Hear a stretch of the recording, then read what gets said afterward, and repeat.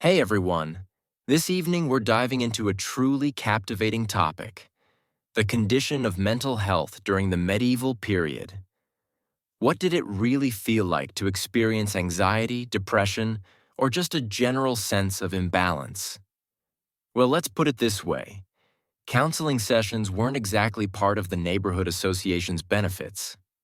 So, before you settle in, go ahead and hit that like button if you truly appreciate the content here, and consider subscribing.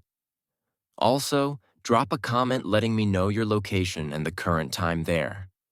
It's always intriguing to discover who's watching from different corners of the globe. Now lower the lights, perhaps switch on a fan for that gentle ambient noise, and let's gently embark on this exploration together. Let's begin with the fundamentals. In medieval Europe, aspects like your emotional well-being, your dispositions, your vitality, your inner reflections, and even your inclination to weep over overcooked oatmeal were thought to be governed by a mixture of bodily liquids. These weren't symbolic concepts. They were actual physical secretions. And indeed, it's likely that someone attempted to quantify them at some point. This long-standing framework originated from the Greeks, particularly Hippocrates and Galen, and it persisted far beyond its reasonable lifespan. The concept of the four humors proposed that your overall health, temperament, and emotional state were all regulated by the equilibrium of blood, yellow bile, black bile, and phlegm. Each substance corresponded to a specific character trait. An excess of blood rendered you lively and enthusiastic, though it could become irritating, leading to treatments like leeching to draw it out. Too much yellow bile resulted in irritability and rashness ideal for combat, but problematic at social gatherings. Black bile linked to melancholy, which aligns with what we recognize today as depression, though in that era it was viewed as an emotional disequilibrium stemming from chilly and arid environments, along with excessive idle contemplation. And phlegm was associated with those who were sluggish, serene, or perhaps simply fatigued. So, if sadness struck, you didn't seek out counseling. You required a container and someone equipped with a blade. The standard remedy for psychological turmoil was bloodletting, an entertaining process in which a vein was incised, with the hope that it would alleviate your distress before you fainted. If that failed, purgatives might be suggested, since evidently, when your spirit ached, the issue lay in your intestines. Healers, and we're applying that term loosely, would assess you through insightful inquiries such as, "Are you sensing dampness or dryness today?" They could inspect your urine, reference celestial bodies, or evaluate your breath. The verdict, invariably the humors. You were deemed overly warm, excessively cool, too moist, too parched, or just too challenging to address without heavenly aid. It's important to note that these weren't marginal opinions. This represented the core of medical practice for hundreds of years. So, when envisioning a medieval individual enduring a panic episode, don't imagine a sympathetic companion providing herbal tea. Envision a figure in a garment, armed with a diagram of fluids and a keenly sharpened tool, declaring, "Let's extract the sorrow." In medieval Europe, if you sensed emotional, psychological, or spiritual unease and couldn't attribute it to wrongdoing, evil forces, or your neighbor's peculiar loaf, another evident cause emerged: the moon. That luminous sphere in the night sky was thought to exert a direct effect on your psychological condition. The word lunatic didn't arise randomly. It derives from luna, the Latin term for moon. And individuals truly held the view that excessive moonlight could disrupt your mind like a poorly prepared omelet. This wasn't merely a rural superstition. It was broadly endorsed by physicians, religious leaders, thinkers, and even the fellow shouting by the water source. The notion was that the moon, as a heavenly entity with its own whims, could interfere with your internal fluids, particularly those in the brain, which were imagined to swirl around your cranium like a melancholic broth whenever the full moon aligned perfectly. Those exhibiting odd behavior during a full moon weren't regarded as strained, burdened, or neurologically diverse. They were simply afflicted by lunar influence. Some were even confined briefly until the moon's phase shifted, which served as the era's healthcare equivalent of riding it out. The moon was also faulted for seizures, sleeplessness, visions, and essentially any ailment not readily addressed by broth, bloodsuckers, or supplication. If you were wandering or sobbing at night, they wouldn't inquire about your early years. They'd question the heavens. Even creatures weren't exempt. Agricultural workers insisted that sheep grew uneasy and canines vocalized differently beneath a full moon. And if your bovine overturned a wagon or your swine dashed into the forest, someone was sure to grumble, "The moon's plotting something." Naturally, no empirical evidence supported this. But to be equitable, empirical methods didn't exist either. Most healing manuscripts referenced astrology as routinely as we mentioned stimulants, and remedies frequently encompassed not only botanicals and dietary adjustments, but also stellar configurations. Because occasionally, it wasn't insanity. It was merely unfavorable lunar vibes. If your emotional state deteriorated, perhaps you began sobbing into your meal, yelling at foliage, or conversing in poetic verses. The initial consultant wasn't a healer. It was the nearby cleric. Why? Because during the Middle Ages, the psyche was seen as a religious arena, and any conduct deviating from the standard was promptly viewed through a doctrinal perspective. Depression might indicate you'd transgressed and overlooked it. Anxiety could signal that Satan was settling comfortably within your essence. Auditory hallucinations represented a typical infernal lodging scenario. Clerics essentially functioned as the standard psychological health experts. Except rather than sessions, they provided absolution, abstinence from food, and a firm admonition that you were formed from earth and ought to behave accordingly. If you displayed symptoms of what we'd now identify as psychological disorders, the cleric would conduct an ethical evaluation. Were you neglecting worship, desiring your neighbor's spouse, or chuckling excessively? Indeed, that raised suspicions. If affirmative, your ailment might not necessitate botanicals. It could demand atonement. For more severe instances like delusions, silence, or unpredictable actions, the religious institution possessed more substantial methods. These encompassed prayer sessions, journeys to holy sites, and in exceptional circumstances, lesser rites of expulsion. You know, merely to confirm your melancholy wasn't an imposter fiend. Better safe than sorry. Even ordinary feelings fell under scrutiny.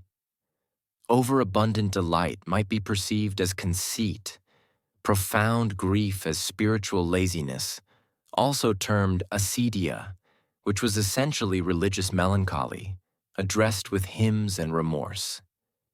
If you were somber, you didn't require encouragement.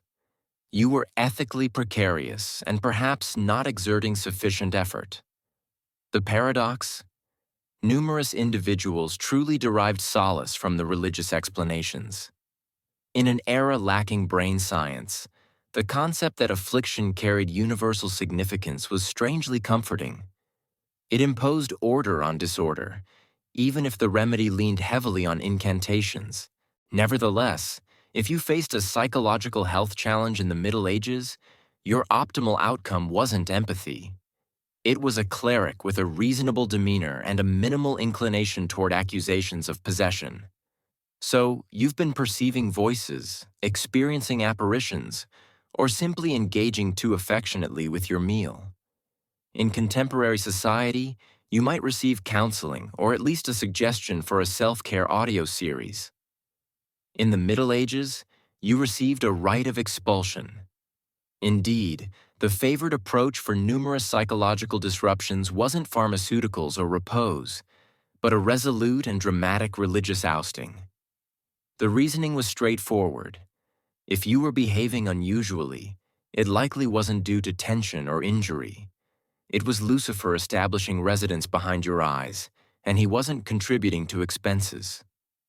Rites of expulsion came in two forms: the lesser variety, which was essentially a fervent group prayer with sanctified water and murmurs, and the greater variety, which resembled a theatrical production featuring one anxious subject, one elaborately attired cleric, and a supporting ensemble of worried friars chanting in an ancient tongue. The ceremonies differed, but the core elements stayed uniform: reciting, scriptural readings, gestures of the cross, sacred objects, and sometimes shouting phrases like, "Be gone, vile entity," straight into your visage. If you recoiled, that was interpreted as proof of efficacy. If you didn't recoil, they simply recited more vigorously. Certain accounts depict tormented individuals being restrained, dusted with salt, or compelled to consume blessed water. Others were required to abstain from food for days prior, which, truthfully, could provoke peculiar conduct in anyone. One ill-fated person allegedly had spirits expelled from his ears via smoldering botanicals like sage and incense, along with what we presume was a profound misapprehension of airflow. And if none of that succeeded, you were either considered irredeemable or sadly misidentified as inherently malevolent. Not all rites of expulsion were horrifying, however. In numerous communities, they served as group occasions where residents assembled in the village center to observe a classic otherworldly confrontation. Consider it medieval devotional drama, part holy ceremony, part amusement, part local rumor initiator. But truthfully, most who endured rites of expulsion weren't wicked. They were merely burdened, scarred, neurologically varied, or unfortunate enough to suffer a panic episode close to a religious authority. Let's suppose you weren't sufficiently disturbed for a rite of expulsion, but still quite unsettling during meals. You cried without cause, occasionally forgot your identity, or lingered too long gazing philosophically at kindling. In such scenarios, your remedy wouldn't include restraints or exclamations, just extensive supplication, possibly while confined to a chamber. This was recognized in certain groups as the compassionate method for addressing psychological health. You'd be informed that your ailment had a devotional root and could be surmounted via introspection, self-control, and, naturally, unyielding contrition. Fundamentally, medieval psychological care reduced to, "Have you attempted regretting it?" The rationale was that anguish refined the essence. So, if you were already enduring psychologically, you were evidently midway there. Friars and sisters, some truly empathetic, others merely perpetually overburdened, might direct you through intervals of contemplative quietude, supplication, overnight watches, abstinence, and resting on unforgiving surfaces until either the adversary departed or you lost recollection of joy. Some individuals willingly joined religious houses as a sort of medieval sanctuary. These weren't exactly resorts. They were more like devotional pause areas. You received a small room, a sacred text, and 8 hours of daily recitation. Sometimes you'd also get a stew. Whether this alleviated psychological disorders or merely concealed them beneath devotional fatigue remains a topic of discussion. And then there were the sacred artifacts. Feeling ill? Touch a saint's bone shard. Struggling with sleep? Rest near a container of martyr's blood? Sad without explanation? That's the purpose of Saint Euphemia's toe. The belief was that sanctity was transmissible, akin to benevolence or parasites. To be equitable, this approached the nearest form of empathetic care in many regions. Unlike rites of expulsion or floggings, the supplication-centered path typically avoided harm. It involved abundant recitation and being informed your ideas were troublesome. Occasionally, Friars truly assisted individuals through fellowship, tranquility, and organized schedules. Other times, they simply advised fasting and anticipating celestial insight by dawn. Let's assume your ailment extended beyond occasional gloom and sporadic candle gazing. Perhaps you'd begun strolling barefoot across the settlement, murmuring about celestial beings, or vociferously disputing doctrine with farm creatures. At that stage, the medieval reaction wasn't a mutual aid circle. It was a stone enclosure with a single opening and no handle on your end. Enter the religious cell, or as some scholars politely term it, safeguarded seclusion. These cells were nestled within religious houses or places of worship and were regarded as an act of kindness, emphasis on regarded. You wouldn't be shackled or tormented, ideally, but you would be strongly urged not to depart, sometimes for years. The area was basic: unadorned walls, perhaps a straw bedding, and if fortunate, a small aperture through which nourishment, mainly chilled porridge, would appear twice daily. Interactions with others were infrequent, as the prevailing idea was that your derangement was transmittable, whether sentimentally, devotionally, or environmentally. You weren't completely overlooked, however. Friars might offer supplications for your essence. Occasionally, a benevolent sibling might deliver botanicals or recite hymns outside your entrance in a manner that implied you weren't the most dreadful sight they'd encountered that week. Sometimes the secured chamber wasn't within a religious house, but in a genuine communal facility, the initial forms of sanctuaries. These weren't widespread until later, but a few operated in medieval Islamic urban centers, and by the 13th century in locations like London and Paris. The objective? Provision of refuge, not healing, and definitely not rehabilitation. To give them due credit, the medieval perspective wasn't invariably harsh. Many thought those with psychological afflictions were nearer to the divine, influenced by the Almighty, or treading that delicate boundary between foretelling and odd conduct. But in practical terms, confining someone for their benefit was simpler than determining how to manage them.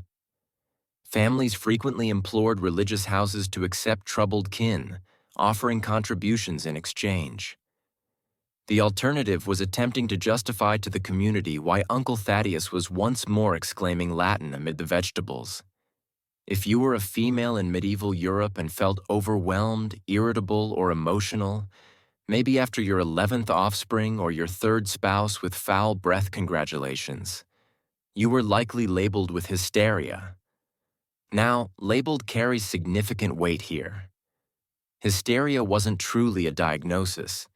It was more a comprehensive rationale for, this female is acting in a manner that discomforts males. Weeping excessively? Hysteria. Not weeping sufficiently? Dubious, possibly sorcery? Voicing views, aspirations, or weariness? Undoubtedly a reproductive organ issue. The term originates from the Greek hystera, signifying uterus. The hypothesis, and prepare yourself, was that a woman's uterus could detach and roam freely throughout the body, causing havoc wherever it traveled. Yes, exactly. A wandering, unattached uterus was blamed for conditions ranging from nervousness to persistent exhaling. Somewhere in your midsection, your uterus was performing circuits and spoiling your day. Indications of hysteria encompassed breathing difficulties, unease, swooning, sentimental eruptions, and to cite one genuine medieval reference, excessive contemplation. Truly a ruinous ailment. Remedies differed. A cleric might suggest abstinence and supplication. A healer might administer botanicals. And in certain instances, somewhat uncomfortable manual intervention was recommended to pacify the uterus, carried out by birth attendants or, in subsequent eras, by early women's health specialists with a troubling absence of oversight. Matrimony was also viewed as a remedy. If a woman was unattached, she required a spouse to stabilize her uterus. If wedded, then clearly she simply needed to conceive once more. In either case, her psychological health was managed with additional responsibilities and reduced repose. And if she persisted in odd behavior, perceiving visions, avoiding domestic tasks, or harboring too many ideas in Latin, matters could intensify. Some females were charged with sorcery because nothing signifies psychological disorder like cultivating botanicals and posing inquiries. But not everything was grim. In some situations, women discovered assistance from religious communities where everyday demands were milder and sentimental distress was perceived as component of devotional conflict. Some sisters even documented their torment in manners that resonate surprisingly contemporary, excluding the fiendish analogies. Still, if you were a female in the Middle Ages with emotions, your optimal psychological health tactic was straightforward. Maintain silence, keep it brief, and absolutely never converse with your feline publicly. In an era when friars recommended abstinence, clerics attributed blame to fiends, and healers vowed by draining your essence through your limb. The genuine champions of medieval psychological health were the botanists, frequently senior women with plots, felines, and remarkably sharp instincts. These knowledgeable females, occasionally referred to as skilled folk, served as the informal, uncertified counselors of their time. They didn't inquire about your humor's condition. They asked when the issue commenced, how your rest was, and if your relative was troubling you once more. Their techniques were uncomplicated: infusions, extracts, and conversation, though the dialogue was frequently masked as guidance on botanicals. You'd sit in a hazy dwelling encircled by suspended flora, and soon you'd be sipping a brew of valerian root and lavender while venting about your neighbor's swine. It resembled counseling, but it also remedied skin blemishes. Botanists addressed melancholy with soothing mixtures. Nervousness was eased with chamomile and lemon balm.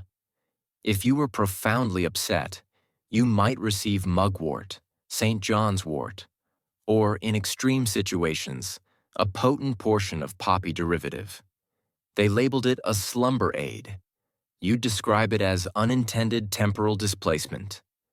Most of these women lacked formal schooling, but their cures stemmed from inherited wisdom, watchful observation, and what contemporary medicine terms genuinely attending to the individual, which regrettably also rendered them suspicious to others.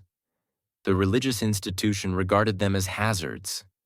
After all, they functioned beyond the devotional framework, didn't cite Holy Writ, and didn't assert every issue arose from transgression.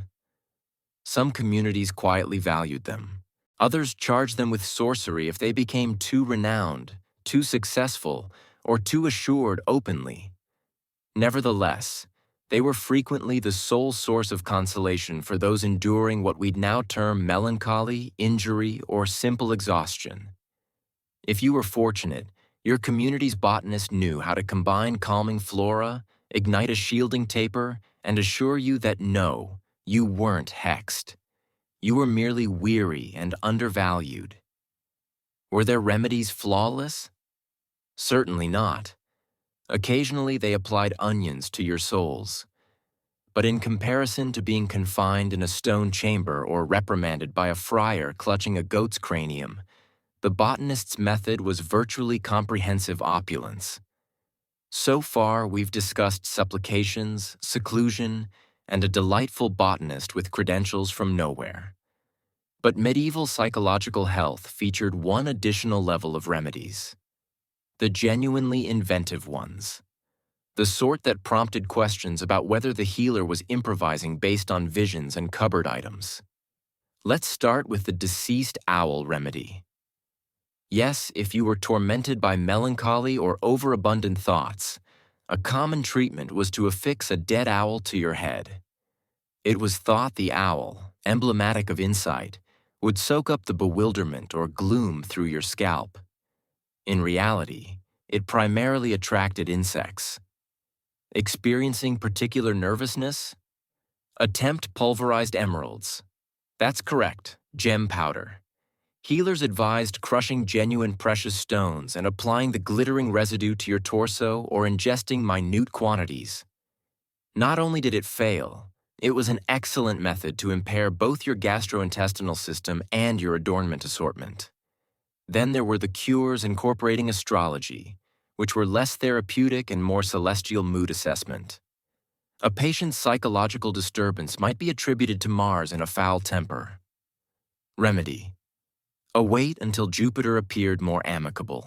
One medieval healing guide proposed enveloping the afflicted in wolf hide during a storm to frighten away the derangement. Another suggested murmuring into the left ear of a dark canine and then permitting it to flee with your grief, like a profoundly sorrowful, very furry counseling messenger. You could also encounter remedies involving fumigated botanicals inserted into pigeons, which were then fluttered near your head. No one is entirely certain what this was intended to achieve, but it was highly fragrant and quite bothersome to the bird. And if none of that succeeded, there was always pilgrimage, the universal medieval answer to all issues. Prepare your footwear, seize a rod, and trek hundreds of miles to a sacred location. With fortune, you'd either attain devotional tranquility or at least acquire sufficient blisters to divert from your sentimental condition. These eccentric cures remind us that medieval healing wasn't entirely spiteful, just profoundly misguided, frequently experimental, and occasionally avian-oriented. And hey, if nothing else, they provided people with optimism, which in those times was about as near to antidepressants as possible. Every medieval settlement, large or small, appeared to have that individual. You know the type-clad unusually, muttering to himself, sometimes sanctifying poultry, sometimes denouncing puddles. The town eccentric. And oddly, society didn't always confine him or summon blessed water. They simply allowed him to exist. In a period when psychological health was misunderstood at best and dreaded at worst, this was surprisingly forward-thinking. Individuals with evident psychological disorders weren't always exiled. They were frequently integrated into everyday existence, endured like erratic climate or that one goat who believes it controls the pathway. The eccentric, or eccentric woman, though women were regrettably more prone to sorcery accusations, occupied a unique position in the medieval societal structure. Not quite a danger, not quite a jest, and occasionally venerated. In some settlements, these people were even perceived as influenced by the divine or granted reluctant admiration for their unpredictability. If they uttered enigmatic phrases while gazing at the sun, people presumed it was heavenly prophecy or merely midweek. They were typically assigned a moniker: Old Will the Roamer, Mad Meg, Tom Fool. You'll observe these resemble tavern titles, which reveals much about how much folks imbibed while contemplating derangement. These individuals often resided on the outskirts, slumbering in deserted grinders, church entrances, or actual barrels, Diogenes fashion. Community members would sometimes provide sustenance or footwear or simply a wide berth. Youngsters were instructed not to gawk, which naturally meant they gawked incessantly. Occasionally, their peculiar conduct would prompt minor acts of benevolence. A baker might set aside crusts. A metalworker might mend a warped walking cane. Medieval groups, despite their superstitions, could be remarkably empathetic, particularly when remorse and the dread of everlasting condemnation served as strong incentives. But if the eccentric's actions became too vociferous, too aggressive, or too disturbing, tolerance waned. Then arrived the clerics, the seclusion, or graver measures. Acceptance had boundaries, especially if the afflicted ceased being entertaining and started being inconvenient. In contemporary times, we recognize that depression is a multifaceted condition involving neural chemistry, life situations, and sometimes just awful weekdays. But in the Middle Ages, if you felt persistently down, exhausted, or like existence was a gradual mud avalanche, congratulations. You were culpable of acedia. Acedia wasn't viewed as a psychological health matter. It was categorized as a devotional shortcoming, one of the initial mortal sins before sloth ultimately usurped its prominence and claimed top status. Acedia was sorrow at heavenly goodness, or, in more pragmatic terms, devotional indifference, absence of delight, and the general medieval equivalent of reclining in bed staring at the roof. Friars were particularly susceptible to this condition, which they lyrically dubbed the midday fiend. Imagine it. A friar meant to transcribe hymns, gazing at a wall, pondering the purpose of everything. In today's society, that's termed burnout. In the 12th century, it was an ethical dilemma demanding prompt censure and possibly additional devotional beads. Those afflicted with acedia weren't provided consolation. They were instructed to supplicate more intensely, labor more, and cease being egocentric. Depression wasn't an ailment. It was indolence with a label. If your essence lacked joy, it was your responsibility. Perhaps you hadn't atoned sufficiently. Maybe you were covertly arrogant. Maybe, and this was the extreme choice, you were permitting Satan to prevail.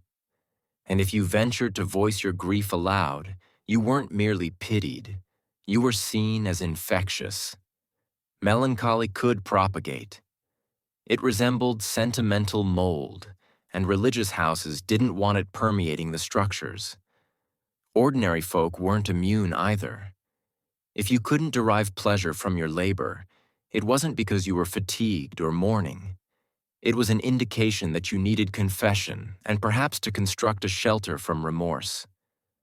Ironically, some accounts from friars who combated acedia resonate remarkably contemporary. Depictions of numbness, weariness, agitation, even thoughts of self-harm.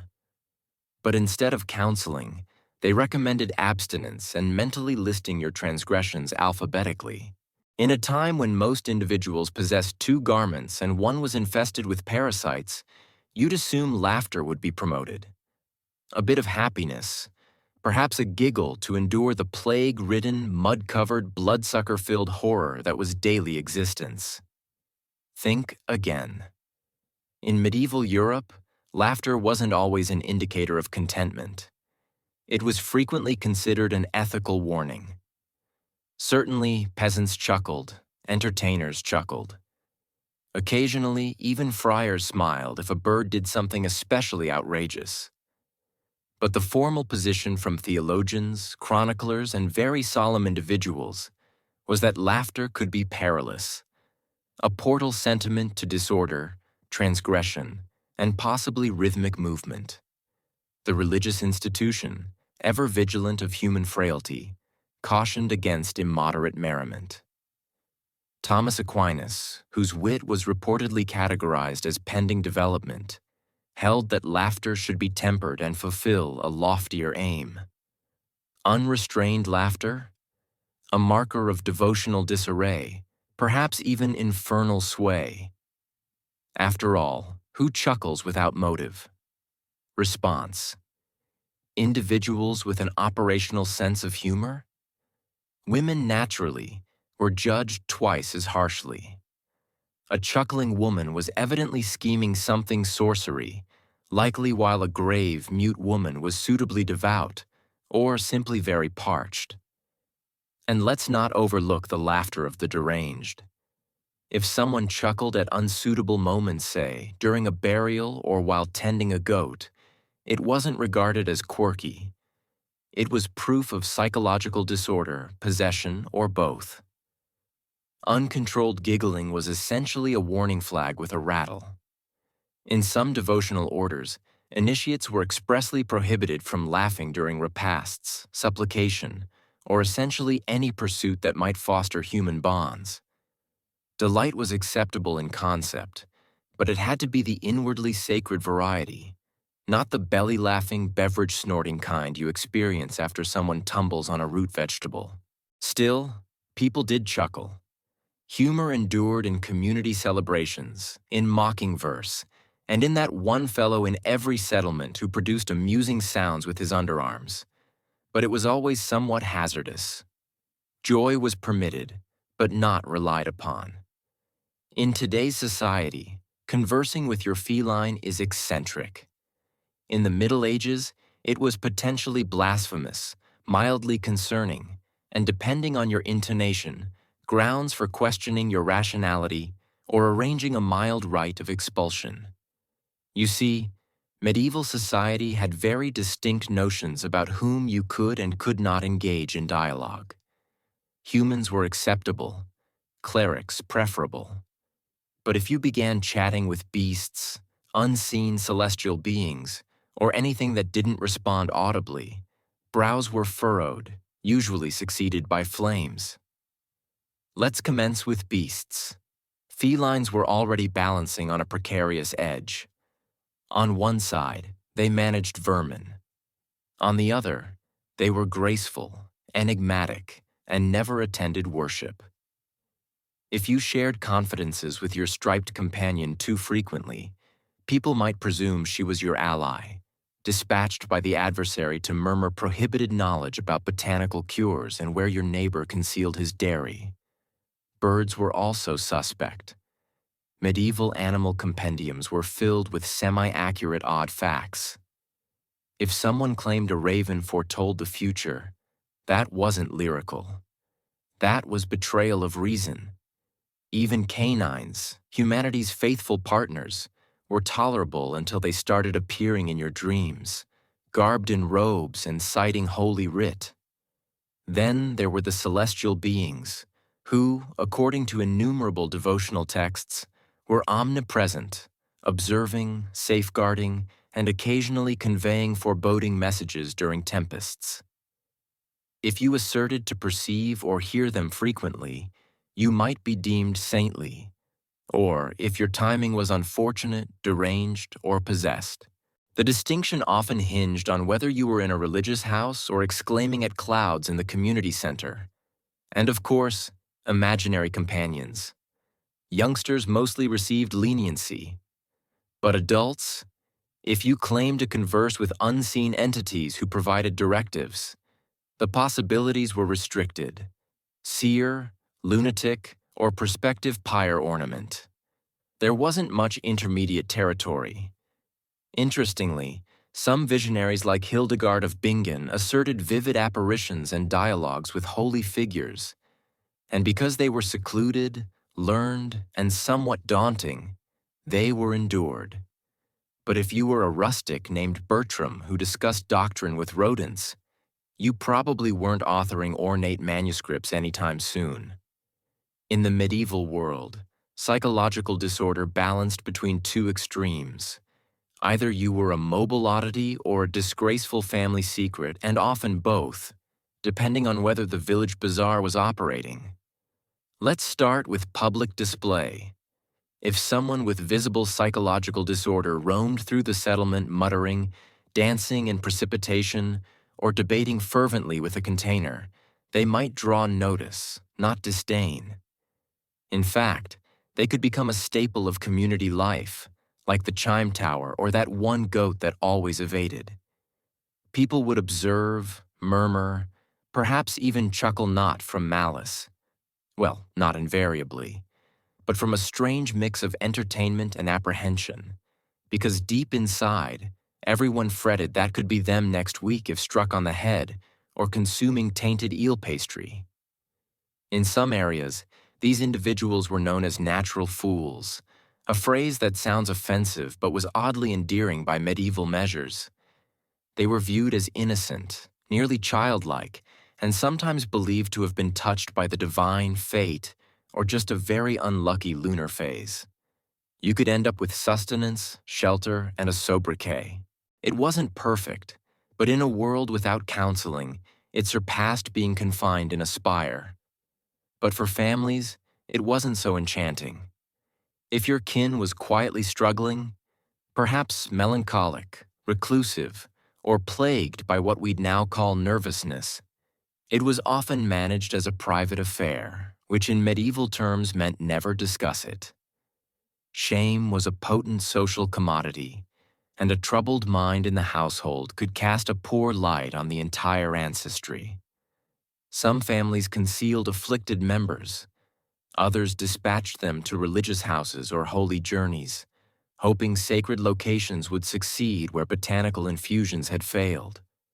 In some sadder cases, people were disowned completely, especially if seen as disruptive or, worst of all, embarrassing at nuptials. Public psychological health care scarcely existed. Shame occupied the space where support networks should have been. No facilities, no community assistance, just a blend of hushed supplications and feigning normalcy. By the conclusion of the Middle Ages, around the late 15th century give or take an epidemic, things began to evolve. Not rapidly, not elegantly, but if you peered closely, you could detect early indications of humanity progressing toward empathy, one perplexed scholar at a time. For one, philosophy and science started infiltrating the discourse. Thanks to Arabic healing texts preserved and translated in places like Spain and Sicily, Western Europe was reacquainted with ancient Greek thinkers who, while not precisely modern psychologists, had at least pondered that the human psyche wasn't merely a fiendish marionette performance. Scholars began to toy with the idea that derangement could arise from bodily imbalances, not just transgressions or enchantment. Physicians started composing treatises on melancholy and mania with fewer scriptural references and more anatomical details. Don't get too thrilled treatments still involved things like attaching a bloodsucker to the temple, but at least people were studying. At the same time, the notion of benevolent care began to develop. In cities like Valencia and Cairo, early hospitals started segregating patients with psychological disturbances from general areas. Some even provided gardens, music, and, astonishingly, conversation. It was still far from respectful, but superior to being reprimanded by a cleric while bound to a goat stake. The printing press didn't hinder either. With greater access to volumes, ideas about the mind began to disseminate faster than infections at a midsummer gathering. This helped sow the seeds for the Renaissance, when psychological illness began its long ascent from "you're hexed" to "you might need assistance." Of course, not everything transformed. People still feared what they didn't comprehend, and the boundary between derangement and mysticism remained as slender as a friar's bedding. But the foundation was established. Gradually, the deranged were no longer viewed solely as containers of transgression or heavenly wrath. They were, in a radical shift, beginning to be seen as human fallible, suffering, and deserving of care. Not embraces, though. That would arrive centuries later. From the exterior, noble existence appeared divine. Scented hallways, gem-encrusted garments, attendants fulfilling every desire. Whether at Versailles or within the imperial barriers of Kyoto, nobility projected an image of flawlessness, grace preserved in eternity like a painting. But what the populace didn't witness was the stifling reality beneath the powdered visages and strict protocol. For many nobles, this opulent life was less paradise and more a plush-lined confinement. Every facet of a noble's day, from awakening time to napkin folding, was governed by unspoken regulations or ceremonial protocols. In France, nobles were required to participate in the lever ceremony each morning, where courtiers would queue to observe the king rise from bed. Participation wasn't elective. If you weren't visible in the appropriate chambers at the proper times, gossip circulated.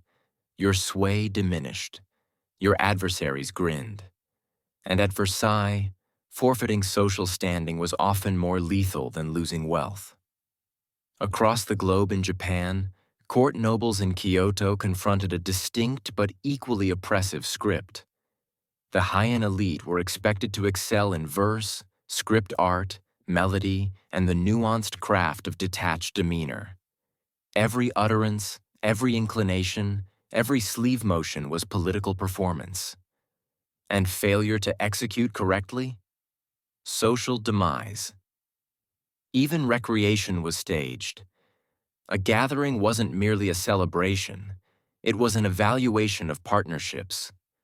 A stroll in the garden might be a mute arena of glances and concealed slights. You weren't simply existing. You were enacting a role in an everlasting drama where the spectators were all and the stakes were your heritage. And yet few nobles fled because the very advantages that made them envied also bound them. Inheritance statutes, arranged unions, debt commitments, and the perpetual oversight of competitors meant they seldom controlled their own destinies. Behind the sealed doors of their grand residences, many nobles endured psychological decline, silent defiance, or devotional despair. But publicly, they smiled. Always smiled. This was the grand contradiction of noble life. The greater your prestige, the lesser your liberty. They were born at the pinnacle, but often perished without ever living for themselves. When you envision a nobleman striding through Versailles in silk hose, or a lady descending a staircase in pearls, the last thing you picture is bill collectors. But behind all the splendor, a surprising number of nobles were financially sinking. It turns out that upholding the facade of affluence was costlier than genuine affluence itself. At Versailles, appearances were paramount. A noble might expend more on a fresh vest or formal dress than on sustaining an entire property. Why? Because style was capital. If you didn't maintain it, you faded politically, socially, and ultimately economically. Courtiers would wager immense amounts, not only at games of chance, but on equines, property ventures, and high-risk coalitions. Many nobles pledged ancestral lands to finance one additional season of social prominence. And the king didn't assist. Louis XIV especially encouraged lavish expenditures at court to keep them reliant, diverted, and faithful. A destitute noble was a manageable noble. In England, the aristocracy wasn't much improved. During the Georgian period, lords and ladies often resided in lavish urban dwellings in London, financed wholly on loans. Tailors, wine sellers, and hat makers were expected to wait months, sometimes years, for settlement. Entire lineages teetered on the brink of ruin, hoping their daughter would wed a richer man, or that some distant relative would pass and bequeath them a title and a functional estate. Meanwhile, in Russia, nobles were awarded vast territories inhabited by serfs, and yet many were still lacking in liquid assets. The wealth was immobile. Extravagant lifestyles in Moscow demanded constant borrowing. Pawn establishments discreetly handled crowns and blades. Family treasures were sold by candlelight behind secured doors. Japan's noble class fared no better during eras of tranquility. As the samurai shifted from warrior to administrator during the Tokugawa period, many nobles found themselves ceremonial but insignificant. Allowances dwindled, expenses persisted. Some took supplementary occupations. Yes, actual jobs in verse academies or property oversight to uphold appearances. But admitting fiscal hardship was a disgrace, so debts accumulated secretly. The lesson: nobility wasn't about financial security. It was about the enactment of wealth. And often that enactment came at a spirit-crushing price. Scandal was the unofficial secondary tongue of the nobility. Liaisons, gems, concealed offspring, murmured disloyalties. The more refined the public persona, the more sordid the private realities. Nobles possessed authority, prestige, and privilege. But what many lacked? Moderation. In Versailles, courtiers resided in such proximity that privacy was almost non-existent. And yet, forbidden connections thrived. Queen Marie Antoinette was ceaselessly accused of romantic involvements, whether with Swedish nobles or her close female companions. Many of these rumors were untrue, but they persisted because everyone knew someone engaging in precisely that. The court virtually operated on chatter, and scandal wasn't just endured, it was capital. Your name in another's private chamber could either elevate your sway or devastate your lineage. Meanwhile, over in England, aristocratic reputations were torn apart in drawing rooms and wagering dens. Lord Byron, for instance, was rumored to have sired children with his half-sister. That didn't prevent him from being a celebrity, but it cast a long shadow over his noble status. Nobles were expected to have paramours, just not too many, and definitely not the wrong ones. Liaisons with performers, commoners, or foreign agents could lead to banishment, incarceration, or, in rare cases, an early demise. In Imperial Russia, the court of Catherine the Great was notorious for its openness. The Empress herself had lovers throughout her rule, often selected and elevated to positions of authority. But it wasn't just Catherine. Her courtiers were constantly involved in schemes, often blending political tactics with intimate pursuits. Affairs were less about affection and more about advantage, even in the refined high-end court of Japan, where restraint and poetry dominated. Scandal infiltrated through haiku and romantic missives. A noble woman might receive a midnight guest whose identity she would never disclose. But her subsequent poem, shared among the elite, might offer just enough imagery to spark a blaze of conjecture.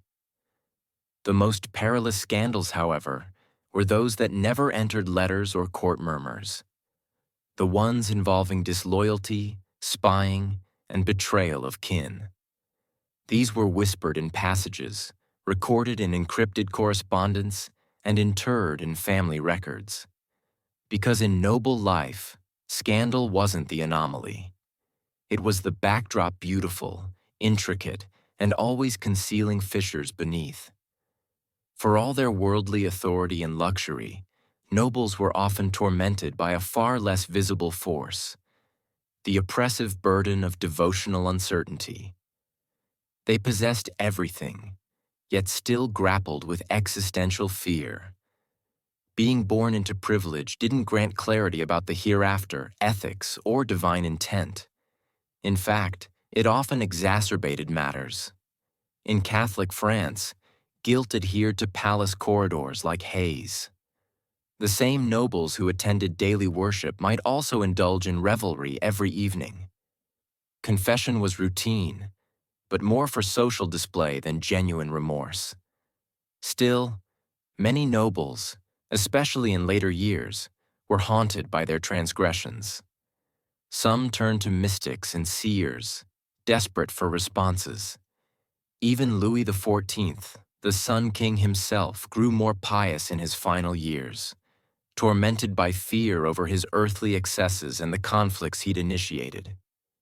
Across Europe, nobles financed religious buildings and religious houses, not just from devotion, but as assurance. In their minds, a new sanctuary might purchase a purer conscience. 1,000 candles ignited in their name could counterbalance a life of schemes and overindulgence. Some withdrew into monastic existence altogether in old age, exchanging plush robes for coarse garments. In Orthodox Russia, matters were more intense. Nobles were expected to uphold both political and devotional order. Yet many wrestled with doubt, especially during the turbulent reigns of czars, who proclaimed themselves divinely chosen even as they ordered cleansings. Some nobles sought answers in secret prayer groups, or turned to holy wanderers who renounced wealth and comfort to speak uncomfortable truths. These peculiar mystics sometimes served as the only outlet for aristocrats facing spiritual crises. Meanwhile, in feudal Japan, the samurai nobility, a hybrid class, often found themselves torn between Confucian ethics, Shinto rituals, and Buddhist detachment. Some nobles turned to Zen, hoping meditation would quiet their inner turmoil. Others composed poetry not just for art's sake, but as spiritual release. Still, the tension between duty, honor, and life's impermanence gnawed at them. When a noble committed seppuku, it wasn't always about shame. Sometimes it was about spiritual liberation. Despite their silks and titles, nobles were often profoundly lost. Surrounded by ritual and grandeur, many still gazed into the void, wondering if any of it truly mattered. Behind the masks of status, their souls were whispering and sometimes screaming for peace. In the age before smartphones and email, the most dangerous thing a noble could send wasn't an assassin. It was a letter. Ink on parchment could undo a dynasty, expose an affair, or spark a revolution. And nobles, despite their outward elegance, were compulsive correspondents. They wrote everything down: secrets, longings, schemes, prayers, love, lies. These weren't idle pen pal exchanges. They were calculated tools of diplomacy and survival. At Versailles, every noble had a paper trail: love letters to mistresses, pleas to creditors, carefully worded flatteries to the king. And not all of it was legitimate. Couriers carried sealed notes laced with invisible ink or written in code. A wrong phrase in the wrong hands could lead to exile or the scaffold. Some nobles even had personal codes alphabets invented solely for clandestine conversations. The Duke of Orléans, for instance, was known to correspond with suspected radicals during the lead-up to the French Revolution, and his letters were meticulously encrypted. But codes were never foolproof. In one legendary case, a noble's encrypted diary was decoded long after his death, revealing a hidden life of treason and betrayal. In the Habsburg courts, marriage negotiations often played out through veiled language. A letter might begin with discussions of weather and falconry, but hide deeper intentions between the lines. Parents arranged matches through polite deceptions. Lovers begged for elopement under the guise of visiting countryside estates. In Japan's Heian era, poetry served as code. A single waka-juiced 31 syllables could convey forbidden love, rejection, or a secret rendezvous. Noble women were particularly skilled at crafting double-meaning verses, often responding in kind within hours. These exchanges were delivered by discreet messengers, sometimes servants, sometimes children, always sworn to silence. During the Renaissance, some noble women ran entire espionage networks through their salons, writing to allies in foreign courts. In Russia, letters smuggled out of the Tsar's inner circle helped fuel uprisings. Nobles trapped in gilded cages turned to correspondence as their only form of rebellion. Paper became weapon, shield, and confession booth all in one. Of course, the riskiest letters were the ones that never arrived. Intercepted, burned, buried. Some lay hidden in attics and wall crevices for centuries, their secrets unread, their senders long forgotten. But make no mistake, within those ink-stained lines lived revolutions, heartbreak, and the rawest truths of the noble soul. In noble society, emotion was a luxury no one could afford. Joy, anger, fear, all were carefully measured, rationed, or concealed entirely. A noble's survival depended not just on wealth or title, but on mastering the art of emotional camouflage. To rule at court, one had to perform and never ever flinch. At Versailles, life was a never-ending theater. Nobles rehearsed their smiles, their bows, their silences. A raised eyebrow could signal support or sabotage. Tears were reserved for funerals, and even then, only if the courtly judgment was watching. The goal was simple: Project Elegance, hide the chaos. Those who failed were branded unstable, hysterical, or worse, unfit. This emotional choreography was learned young. Noble children were taught to speak only when addressed, to display pride without arrogance, and to suppress grief until it could be confided to private journals. Meltdowns were not just embarrassing, they were politically dangerous. A single outburst could be remembered for decades and used as ammunition in future rivalries. In Japan's Heian court, nobles were even more refined in their restraint. Public emotion was seen as vulgar. One's true feelings were shared only through metaphor and poetry, gestures, or carefully chosen silences. A noble woman's sleeve might carry more meaning than her words. A fan opened halfway could signal heartbreak. A single cherry blossom plucked too early. Despair.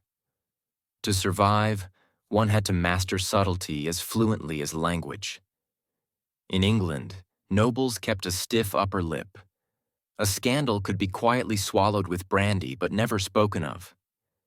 Behind closed doors, journals wept for them. Volumes of sorrow and suppressed rage bound in leather and sealed away in desk drawers. Mental illness, grief, shame, all of it was hidden behind ballroom smiles and military posture. Some cracked under the pressure. There are records of nobles who snapped mid-dance or collapsed during ceremonies, later confined to asylums or sent away to recuperate in remote estates. But these were whispered tragedies. The show, after all, had to go on, because in the grand masquerade of nobility, emotions were a liability. Masks weren't just for balls, they were daily attire. And behind every bow, every compliment, every elegant laugh, there was often a storm raging, perfectly concealed behind silk and etiquette. To be born noble was to inherit not just land and titles, but expectations so heavy they could crush the spirit. From the first breath, a noble child was less a person and more a vessel for legacy. Every decision they made was haunted by the demands of their ancestors and the judgment of generations yet unborn. In France, sons of dukes and counts were groomed like racehorses. Their futures were mapped out in ledgers and family trees. Marry this heiress, befriend that prince, don't embarrass the bloodline.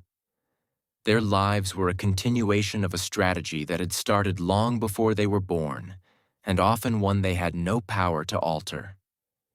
Even the women were pawns on the family chessboard. A duchess's value was often measured by the strength of her dowry and the purity of her lineage. England's aristocracy had similar burdens. Firstborn sons inherited the estate, the debt, the staff, and the responsibility of ensuring the family didn't fall into disgrace. Or worse, commerce. Those who failed were remembered not for their humanity, but for being the one who lost the manor. Meanwhile, younger sons without land or title were quietly funneled into the church or military with little choice in the matter. In Russia, noble families carried their status like a ticking time bomb. One misstep, one disagreement with the wrong court faction, and everything could be seized. Land, serfs, even the family name could be revoked. Generations of effort, wiped away with a signature. Japan's aristocracy was even more rigid. In Heian times, noble families competed for proximity to the emperor. Positions and influence were passed down not through merit, but through lineage.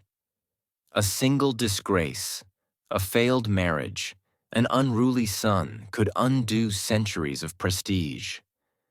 The pressure to conform was immense, and individuality was often sacrificed on the altar of ancestral duty. And what of those who didn't want the title, who didn't want to marry the stranger, rule the estate, or bear the name? Rebellion wasn't just difficult, it was unthinkable. Some tried. Most were crushed by the machinery of tradition.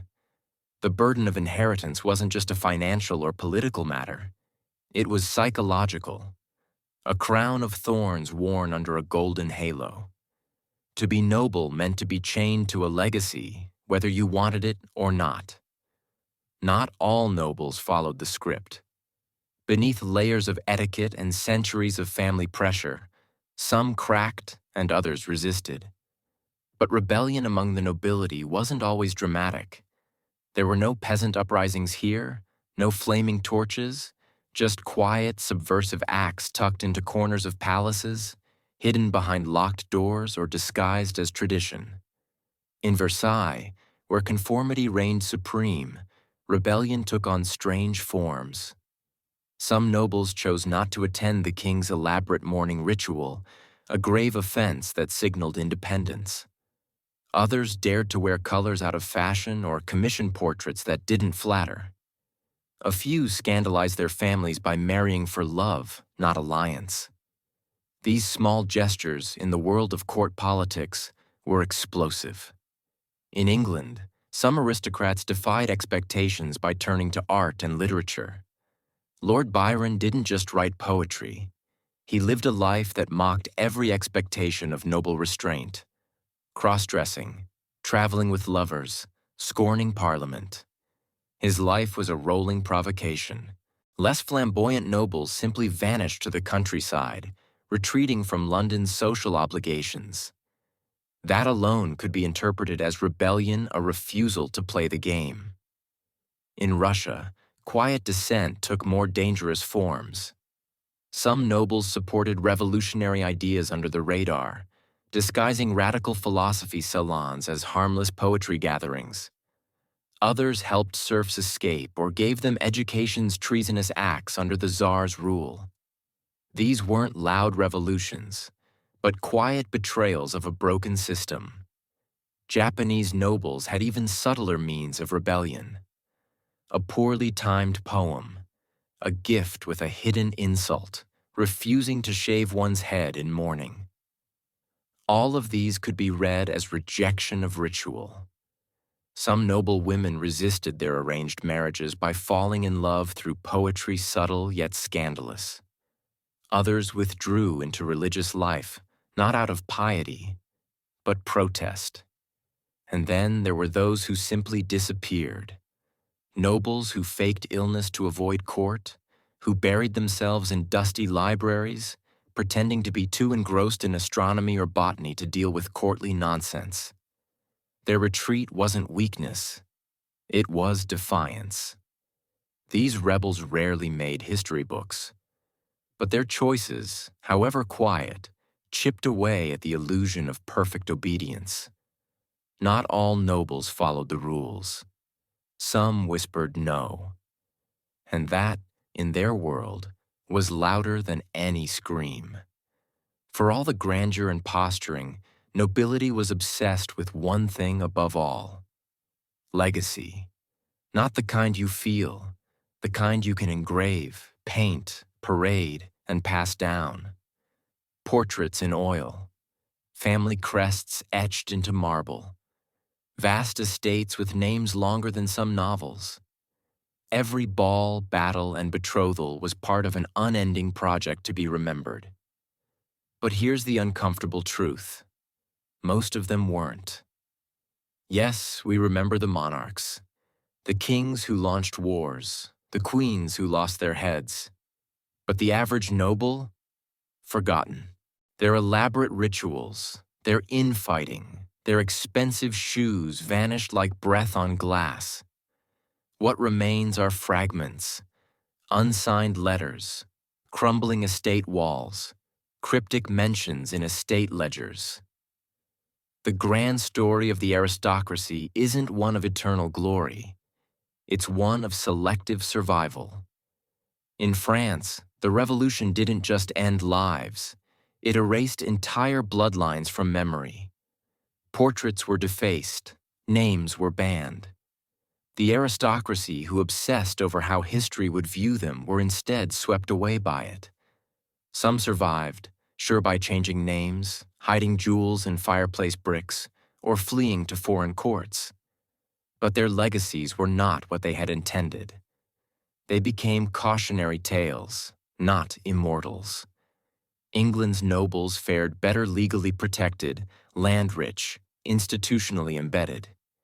Yet even they were not immune to irrelevance. Once buzzing estates now sit in ruin. Dust covers tapestries that once cost fortunes. The great names? Many dissolved through scandal, poor marriages, or just time. A line with no heirs is a legacy with no future.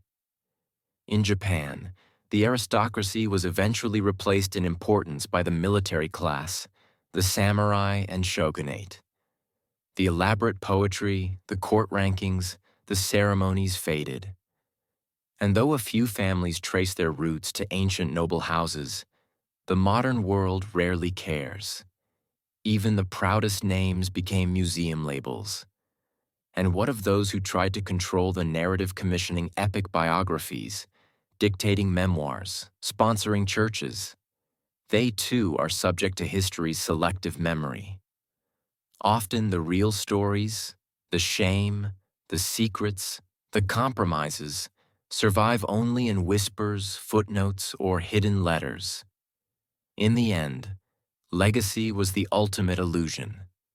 Nobles lived in service of being remembered, yet were often forgotten entirely.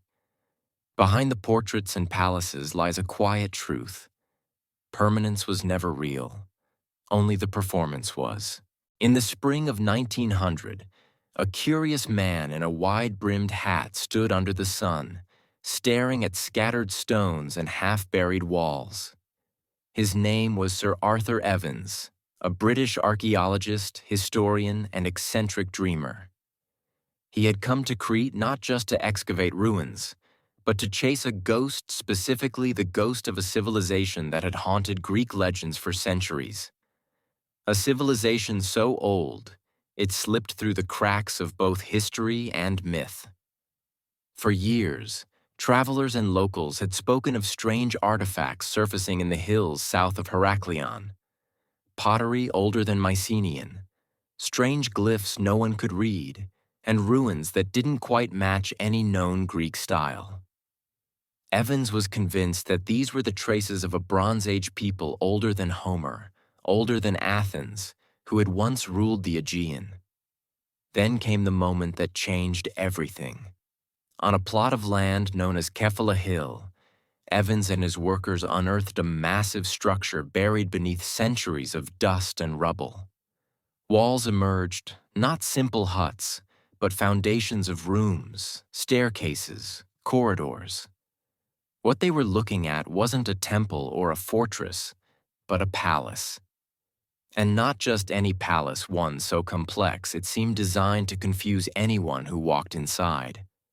A labyrinth, perhaps. Evans immediately made the connection. This had to be the palace of Knossos, legendary seat of King Minos, the same Minos who, according to myth, imprisoned the half-man, half-bull Minotaur deep within a maze beneath his home. Whether myth or not, the ruins matched the story.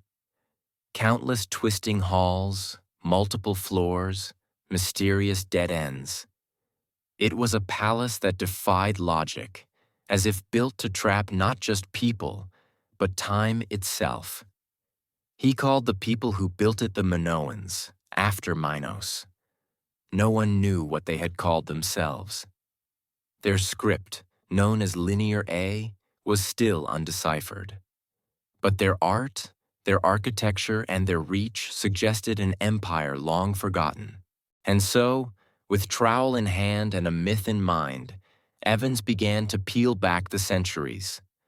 What he found would challenge everything people thought they knew about early European civilization and ignite new debates that still haven't settled. The Palace of Knossos is not a palace in the traditional sense. It's a puzzle made of corridors, courts, and chambers that seems to double back on itself with every turn. Covering more than 150,000 square feet, the structure was a multi-story marvel of the ancient world. And at its heart lay a paradox. How could something so open, so light-filled and advanced, feel so impossible to map. There were no grand walls or moats, no militaristic towers. Instead, Knossos had balconies, skylights, and air shafts, architectural features unheard of in Bronze Age Europe. The entire complex seemed designed not for war, but for ceremony, administration, and perhaps mystery. Stairs wound in dizzying spirals. Narrow corridors opened into sudden courtyards. Rooms connected unexpectedly. Scholars have debated for over a century whether this design was intentional, a symbolic nod to the myth of the labyrinth, or simply the result of centuries of rebuilding. To walk through Knossos is to surrender any sense of direction. There are rooms within rooms, wings that loop into each other, and passageways that lead nowhere at all. Evans was convinced this layout reflected the story of Daedalus, the legendary craftsman who constructed the labyrinth for King Minos to imprison the Minotaur. While there's no archaeological proof of a literal monster, the confusion felt while navigating the site is very real. And yet, the palace wasn't just a maze. It was a miracle of ancient engineering. The complex featured advanced plumbing, including terracotta pipes, flushing toilets, and a drainage system so efficient it would make parts of 19th century Europe blush. Rooms had natural ventilation. Light wells illuminated the inner chambers. Some staircases plunged down 3 or 4 stories, suggesting a deep, tiered structure rarely seen before the modern era. The throne room, modest by royal standards, lies tucked deep inside, almost hidden. Its centerpiece is a stone chair flanked by griffin frescoes, surrounded by benches. This wasn't a place of spectacle, but of controlled ritual. Perhaps here, power was less about dominance and more about illusion, mysticism, or religious awe. Knossos wasn't built to intimidate. It was built to mystify. Whether you were a trader, priestess, or foreign envoy, one truth was certain. Once you entered, the palace swallowed you whole and made you forget the path you came from. Though the stone walls of Knossos are crumbling, its colors still speak.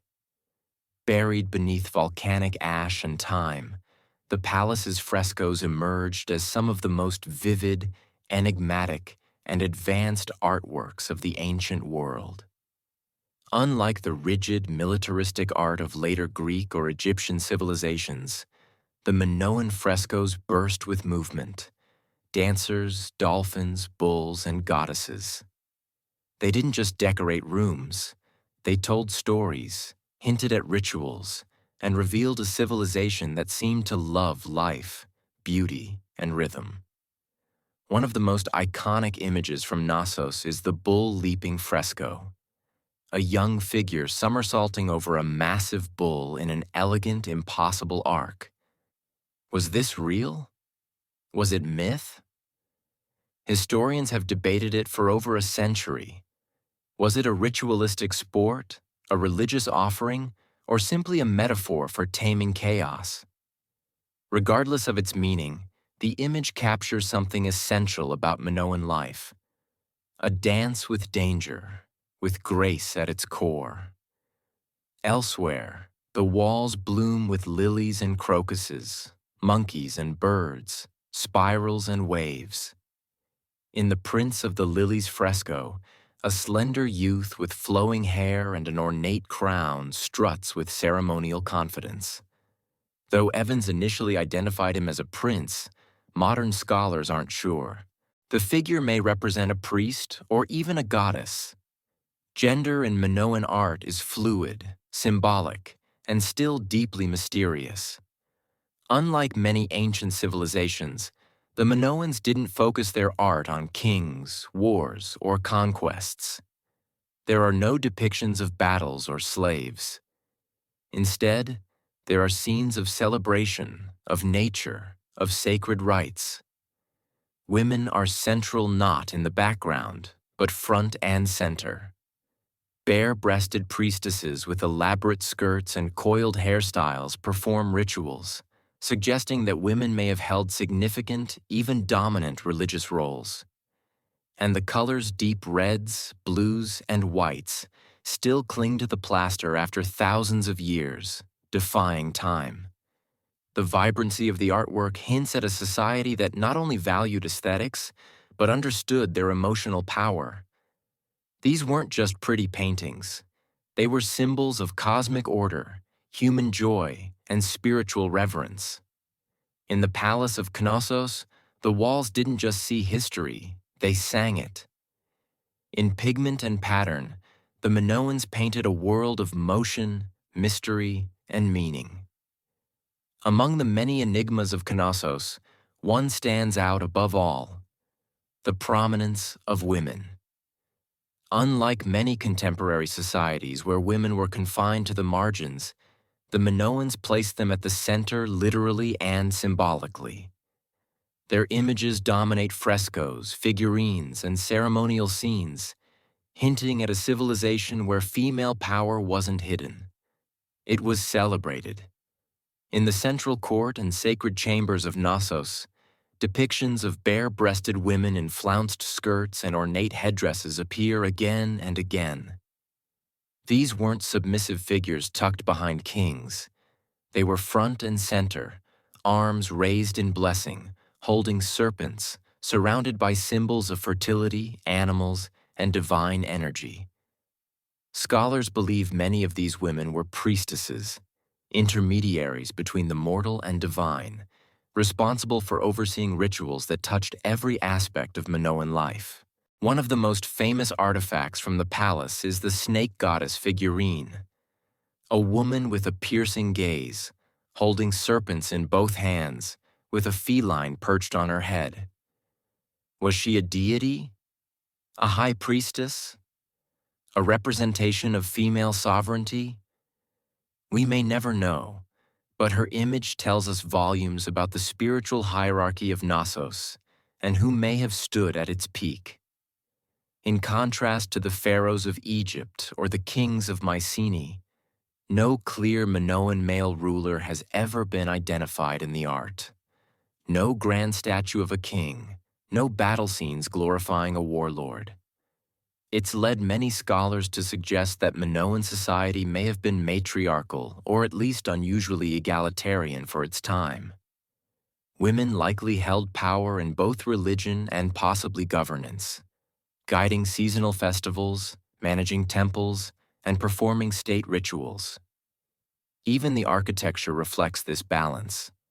Rooms believed to be used by high-ranking women, with direct access to shrines, light wells, and private staircases, suggest they moved freely through the palace.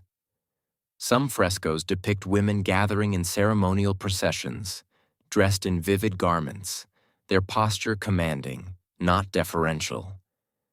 In Knossos, femininity wasn't confined. It was divine. Whether as priestesses, leaders, or symbols of renewal, women weren't secondary to Minoan culture. They were the culture, its voice, its vision, and possibly its soul. Knossos was not just a royal residence, it was a stage for the sacred. Every corridor, courtyard, and chamber seemed to pulse with spiritual intent. From underground crypts to sun-drenched altars, the palace was built not merely for living, but for communing with the divine. And while no Minoan holy book survives, the architecture itself whispers of rituals that shaped their world.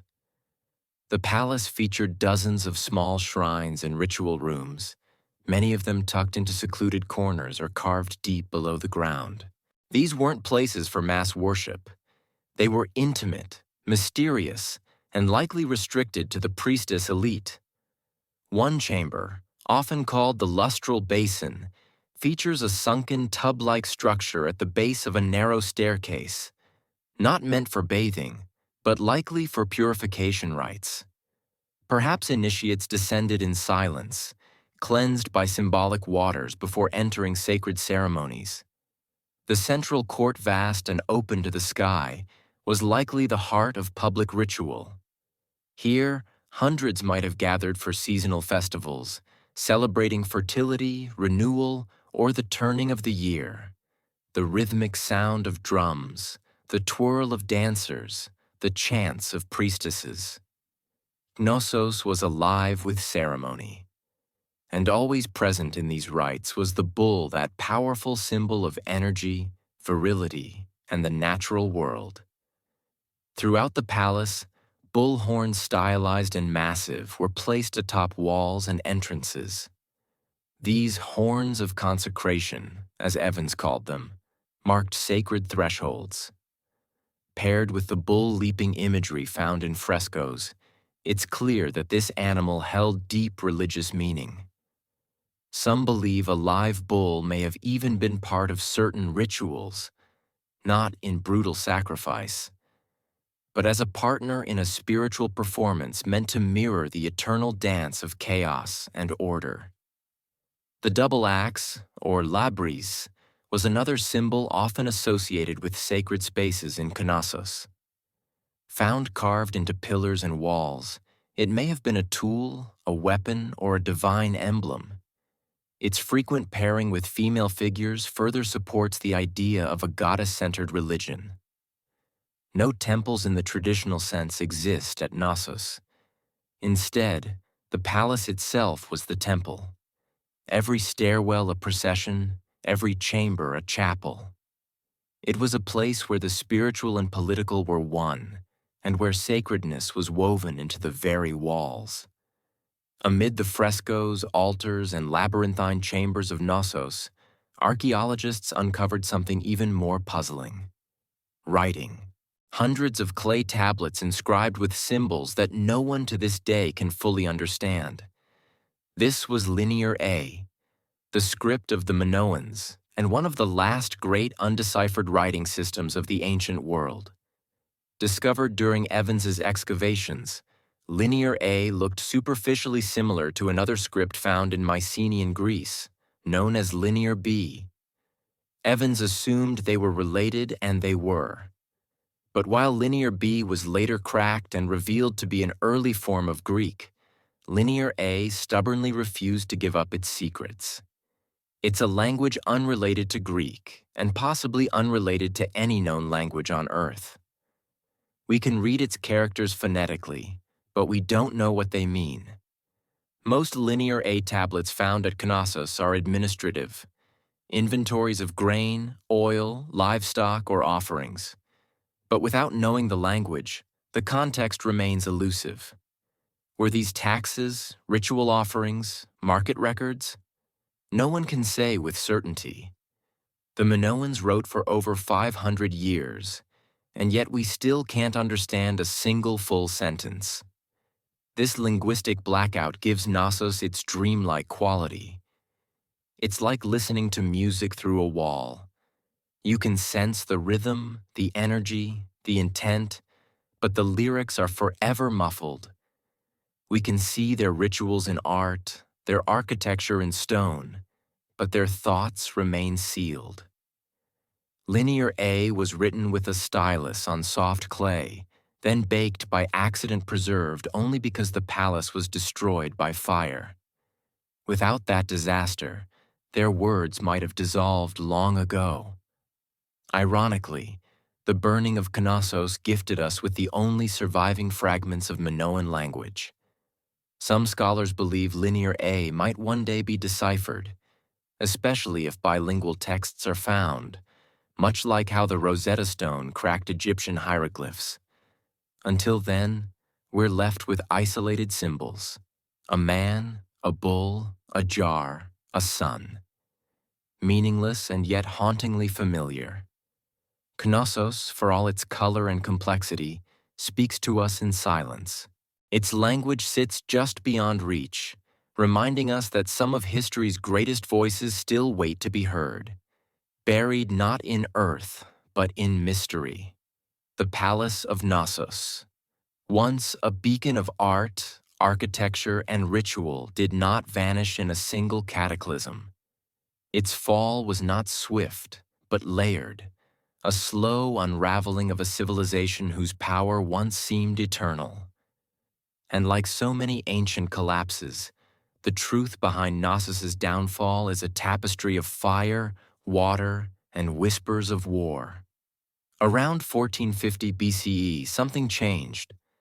Suddenly, across Crete, Minoan palaces and towns began to burn. Knossos, curiously, did not fall immediately. Instead, it was reoccupied. But the frescoes changed. The writing on the clay tablets shifted from Linear A to Linear B, not Minoan, but Mycenaean Greek. This suggests that the Mycenaeans, the rising power from the mainland, had either invaded or taken control peacefully after a catastrophe weakened the Minoans. Whatever the method, Knossos was no longer ruled by its native people.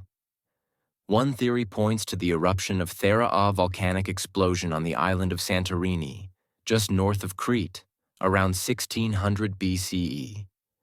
This cataclysm was one of the most powerful in recorded history, devastating the region with earthquakes and tsunamis. The resulting chaos may have crippled the Minoan economy, wrecked their ports, and weakened their influence, leaving them vulnerable to invasion or internal collapse. Others argue for a gradual economic and political decline. As trade routes shifted and rivals grew stronger, the centralized power of Knossos may have fractured. The palace, once buzzing with activity, became more administrative, more subdued. Ritual gave way to record-keeping. Art gave way to imitation. By 1375 BCE, the palace was abandoned entirely. Fires raged through its halls, roofs collapsed, walls cracked and buckled. Knossos was left in silence, its colors fading, its language unread, its rituals forgotten. And yet, it was never truly lost. Legends of the labyrinth and the Minotaur survived in Greek myth. Hints of Minoan influence echoed through Mycenaean palaces and later in classical art and architecture. The soul of Knossos lingered like smoke, invisible, but present. Today, its ruins are open to the sun again. Tourists walk where priestesses once danced, and the palace that once held a civilization together now holds its secrets in plain sight, majestic, mysterious, and unfinished. When Sir Arthur Evans uncovered Knossos in 1900, he didn't just excavate it, he reimagined it with a mix of scholarly ambition and artistic vision. Evans set out not only to preserve the ruins, but to bring them to life. He believed that simply exposing the foundations wasn't enough. The world needed to see the palace as he believed it once was, colorful, complex, and awe-inspiring. What followed was one of the most controversial restorations in archaeological history. Using concrete, a material completely alien to the Bronze Age, Evans rebuilt sections of the palace with modern methods. He employed artists to repaint frescoes using fragments found on site, but often filled in missing details based on assumption, not evidence. Balconies were reconstructed. Columns were restored, not in dull stone, but painted red with black caps, based on Evans's vision of Minoan aesthetics. Rooms were roofed, walls were replastered, and the ancient palace slowly became a hybrid, part ruin, part Edwardian fantasy. Some applauded his boldness. Without Evans, they argued, Knossos might have remained just another tangle of unremarkable ruins. His reconstructions made the site accessible, educational, and emotionally compelling.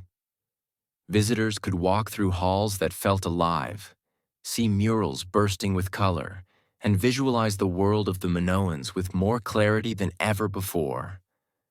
But others saw it differently. Critics accused Evans of overstepping, of imposing his own interpretation on a civilization we still barely understand. The frescoes, for instance, were sometimes almost entirely invented based on small shards of original paint. Whole sections of the palace, such as the famous throne room, may have been assigned functions they never had. By shaping the ruins to match myth, Evans may have blurred the line between archaeology and storytelling. Today, Knossos is both a marvel and a monument to the complexities of historical reconstruction. Evans's vision cannot be separated from the site. His concrete structures still stand. His artistic interpretations still color the walls. But visitors walk through Knossos with a dual awareness of what the Minoans might have built and what a passionate archaeologist believed they did. In trying to bring Knossos back to life, Evans may have given us two palaces, one ancient, buried in the earth, and one imagined standing boldly above it.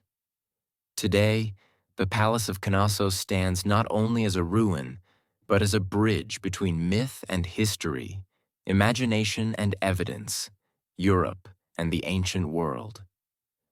Long after its last ritual was performed and its halls fell silent, Knossos continues to fascinate, mystify, and provoke. Its very existence challenges our assumptions about early civilization and forces us to confront how little we still know. The palace helped redefine the timeline of European history. Before its discovery, most scholars believed that advanced civilization began with the Greeks. Knossos rewrote that narrative. Here was a culture flourishing 1,000 years earlier with plumbing, urban planning, international trade, and symbolic art. The Minoans, centered at Knossos, were not primitive. They were sophisticated, expressive, and deeply spiritual. But Knossos' legacy is inseparable from its mythology. For millennia, the story of the Minotaur and the labyrinth was dismissed as fiction, a fable to frighten or entertain. And yet, when archaeologists unearthed a palace with hundreds of rooms, corridors that looped and twisted, and symbols of bulls carved into stone, the line between myth and history blurred. Perhaps the legend was not invented but remembered, filtered through generations until only fragments survived. In modern times, Knossos has inspired not just scholars but writers, artists, and architects. Its double axes, horned symbols, and sinuous frescoes have appeared in fashion, sculpture, and even science fiction. The idea of a hidden ancient civilization beneath the Mediterranean still fuels imaginations, a vision of a time when power didn't mean pyramids or conquest, but beauty, ritual, and balance. Yet Knossos also reminds us of fragility. The palace fell. Its language was lost, its people vanished. And its meaning, its real, original purpose is still debated.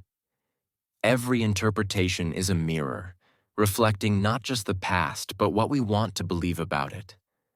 Walk its halls today, and you stand where priestesses once prayed, dancers once twirled, and children once laughed. You stand at the heart of the oldest palace in Europe, a place that lived between sunlight and shadow, between architecture and myth. Knossos may never give up all its secrets, but in its silence, it still speaks of mystery, memory, and the deep, labyrinthine path of civilization itself. Lucius Domitius Ahenobarbus was born on December 15th, 37th, CE, a child of privilege, but also of poison. His lineage was imperial, tangled in the Julio-Claudian dynasty that ruled Rome with both splendor and suspicion. His mother, Agrippina the Younger, was the sister of Emperor Caligula, great-granddaughter of Augustus, and one of the most cunning political players of her time. His father, Gnaeus Domitius Ahenobarbus, was known for arrogance and cruelty. It was said that when someone congratulated him on the birth of his son, he muttered, "Nothing could be born from me and Agrippina but something monstrous." Whether that was a prophecy or just bitterness, time would tell. At just 2 years old, Nero lost his father to dropsy or possibly to poison. In a Rome where alliances were fatal and ambition was a blood sport, Agrippina now found herself a widow with a child and no real power. But she was patient. She watched as her brother Caligula spiraled into tyranny and was murdered by his own guards. She kept quiet as Claudius, the stammering, bookish uncle, was lifted to the purple robe. Then she made her move. By 49 CE, Agrippina seduced Emperor Claudius, her own uncle, and married him. She wasn't subtle about her goals. Within a year, she convinced him to adopt her son as heir, passing over his own biological son, Britannicus. Lucius became Nero Claudius Caesar Drusus Germanicus, a name fit for emperors. She arranged his engagement to Claudius's daughter Octavia and hired Rome's finest tutors to mold him. Chief among them was the Stoic philosopher Seneca, who tried to shape the young man into a noble ruler. From the outside, Nero was being groomed for greatness. Educated in rhetoric, poetry, philosophy, and music, he learned how to command a crowd, recite Homer, and manipulate public opinion. But Agrippina still held the reins. She appeared beside him in ceremonies, ordered his household, and made it clear who truly wielded power. Nero's rise wasn't born from destiny. It was engineered by a mother who saw herself as empress long before her son ever wore a crown. And within that gilded nursery of ambition and manipulation, the seeds of a chaotic reign were quietly planted. In 54 CE, at just 16 years old, Nero became emperor of Rome.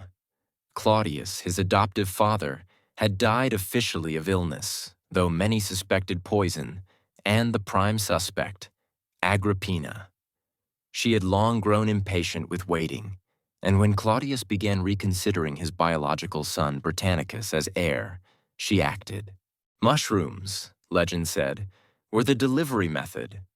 The food of the gods, some joked darkly, and perhaps the food of murder.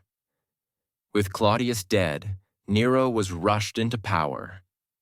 The Roman Senate approved. The Praetorian Guard applauded. And Agrippina stood triumphantly behind him, dressed in gold and flanked by guards, the real architect of the regime. But she hadn't raised an emperor. She had built a puppet. In the early months of Nero's reign, Rome prospered. He gave generous bonuses to the soldiers, held public games, and promised a return to Augustan values. Behind the scenes, governance was handled by two key figures: Seneca, the philosopher tutor turned speechwriter, and Burrus, the pragmatic head of the Praetorian Guard. Together, they steered Nero through complex decisions while maintaining a veneer of noble restraint. But Agrippina wasn't content to stay in the wings. She expected to rule beside her son. And when Nero began asserting his independence, tensions exploded. At first, the battles were subtle. She demanded to appear on coins beside Nero's image, something no Roman mother had ever done. She intruded on state meetings. She walked into the Senate chamber uninvited. She reminded Nero constantly who had made him emperor. The young emperor chafed under her control. He began to surround himself with his own advisors' men of pleasure and art, not duty.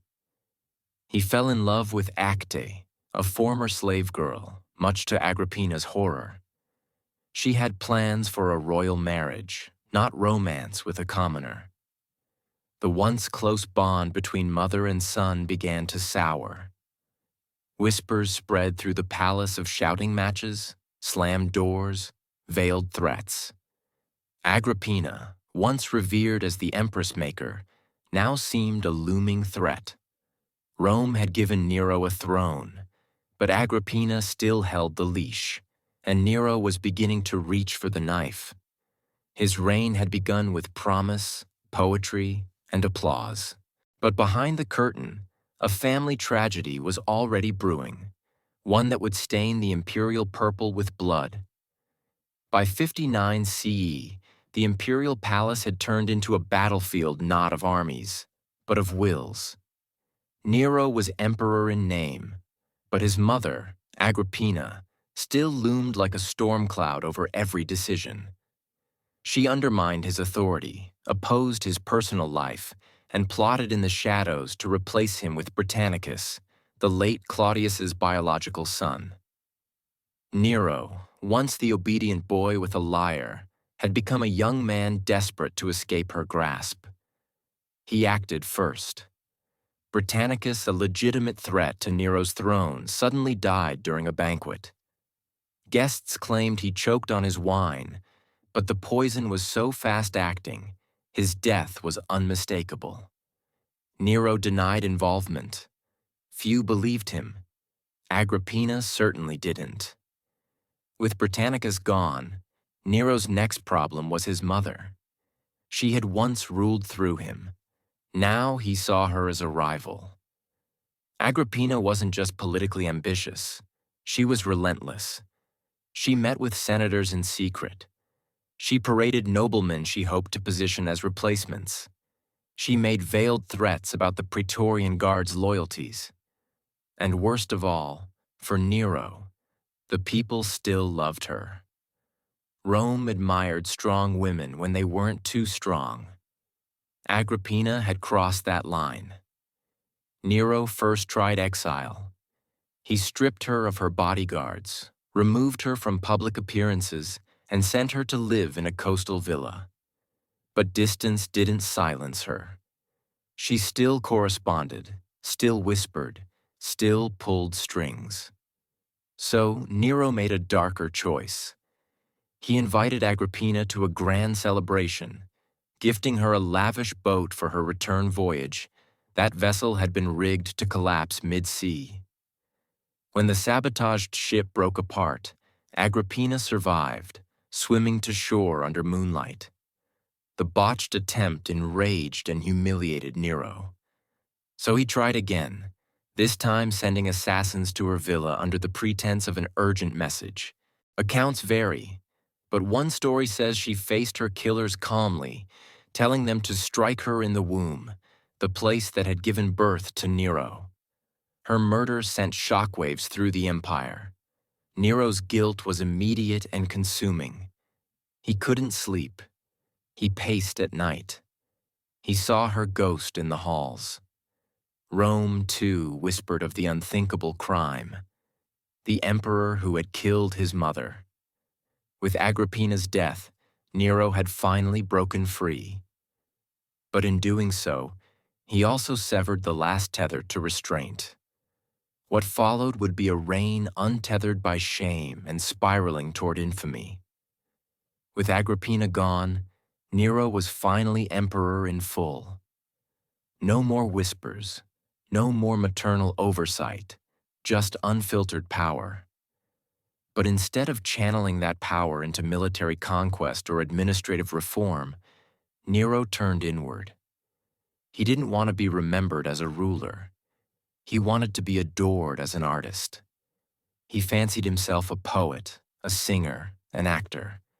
He performed publicly something no Roman emperor had dared to do.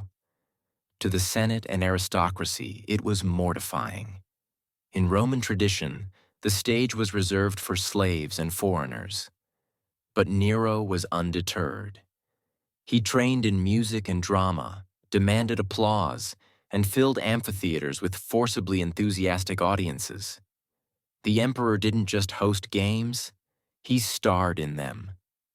Nero composed verses, sang tragic arias, and recited long epics of his own creation.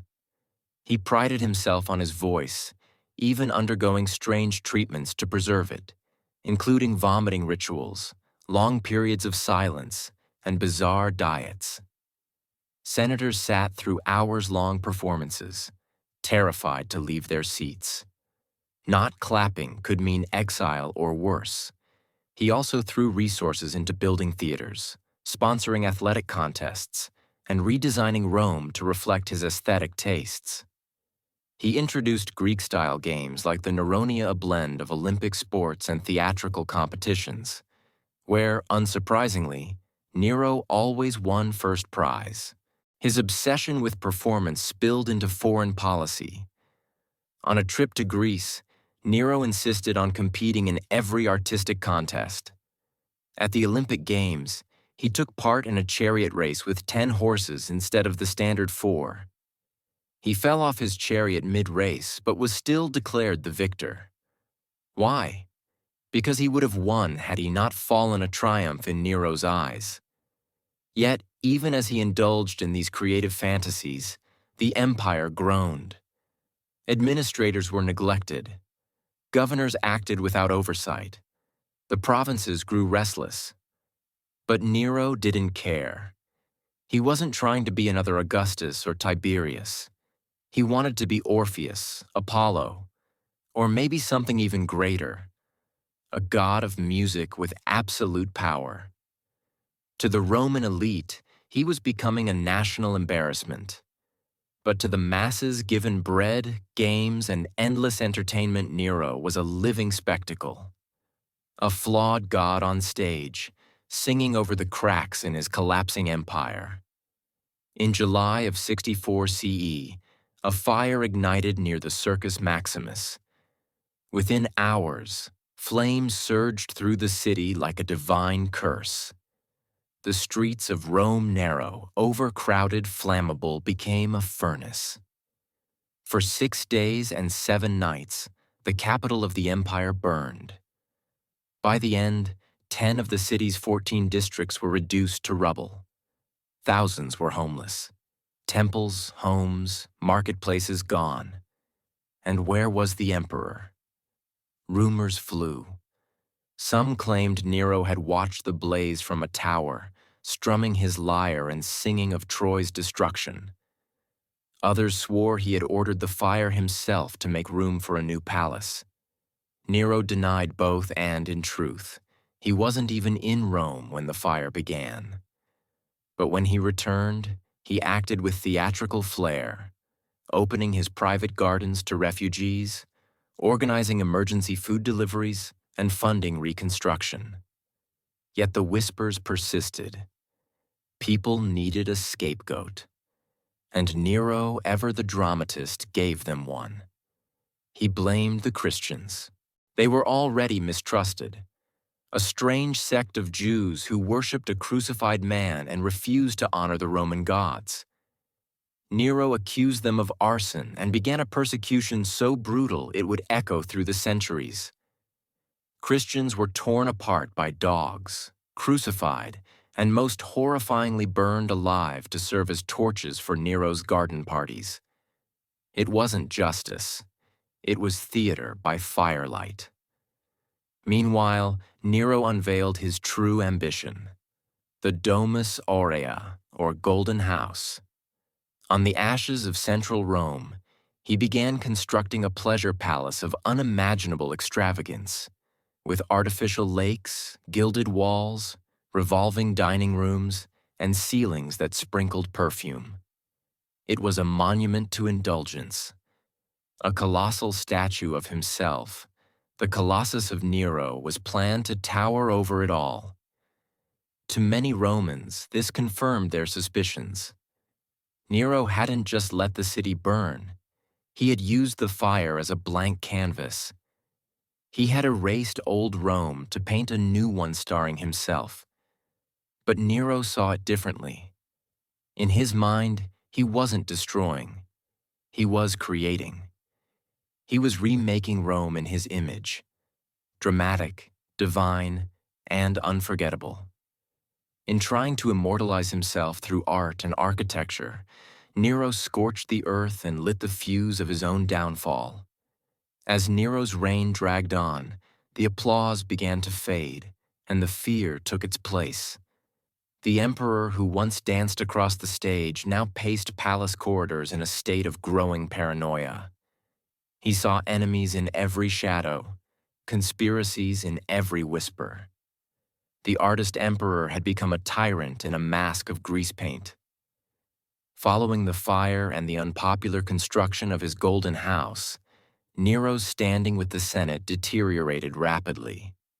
The aristocracy, already offended by his performances and extravagance, now feared for their lives. In 65 CE, a plot was uncovered. The Pisonian conspiracy, in which dozens of senators, equestrians, and even soldiers were implicated in a scheme to overthrow him. Some wanted to restore the Republic. Others simply wanted anyone but Nero. Nero's response was swift and ruthless.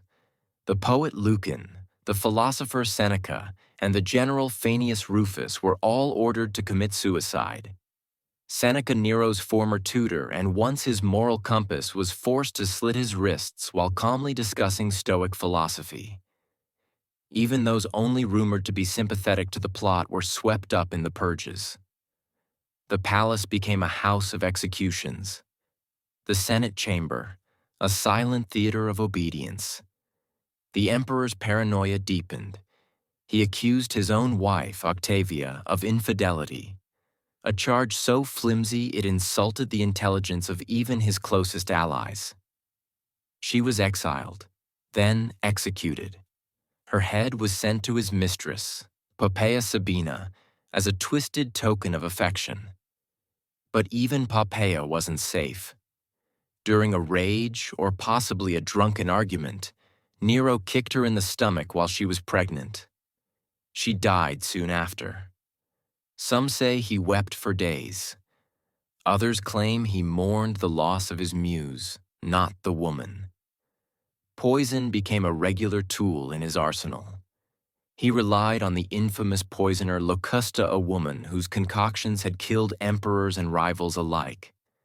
At Nero's command, she trained others, creating a small, macabre academy of assassination.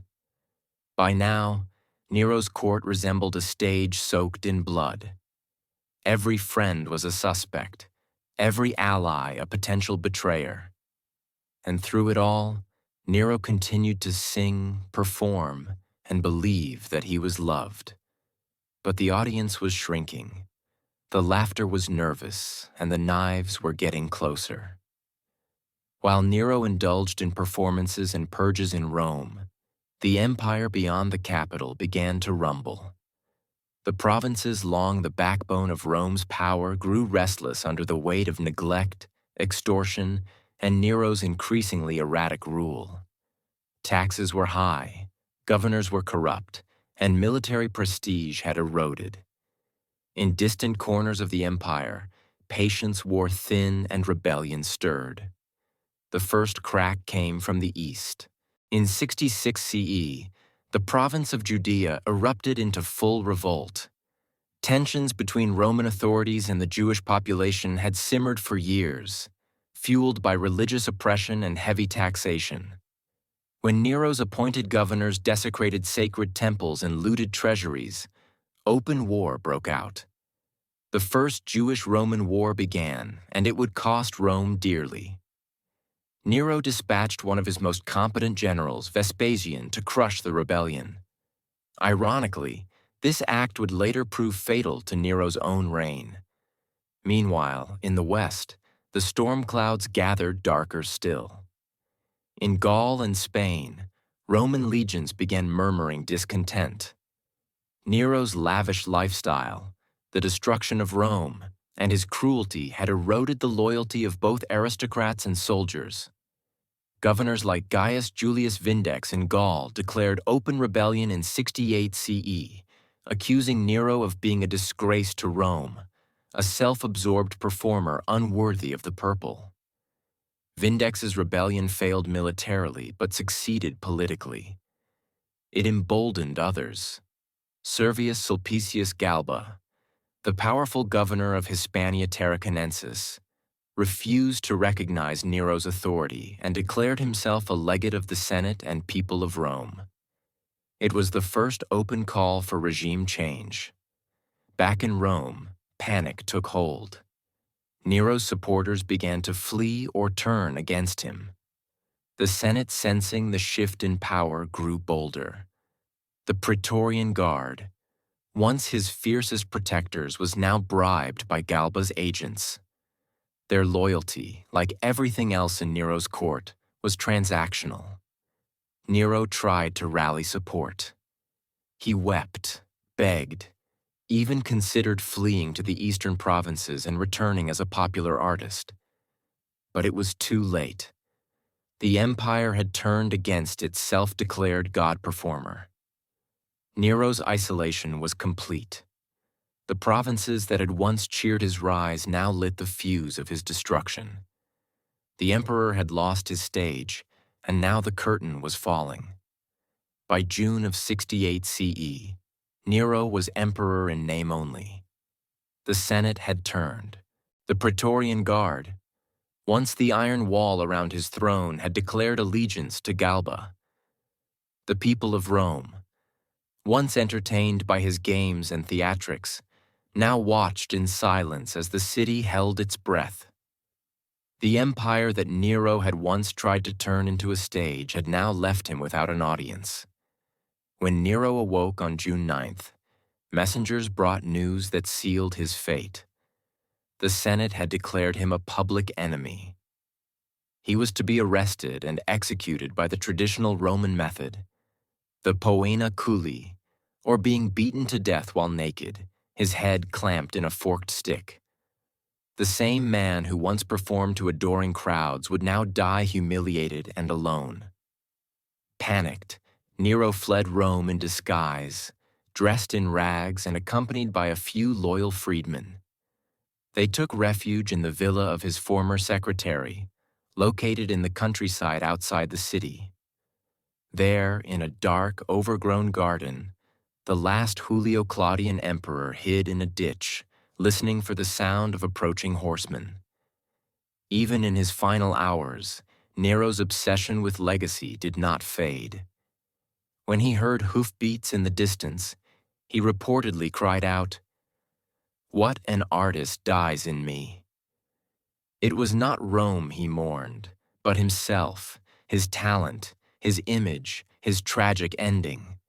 His companions urged him to die by his own hand, but he hesitated.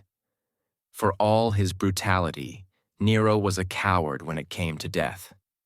Finally, as soldiers drew near, he pressed a dagger to his throat, with the help of a freedman named Epaphroditus.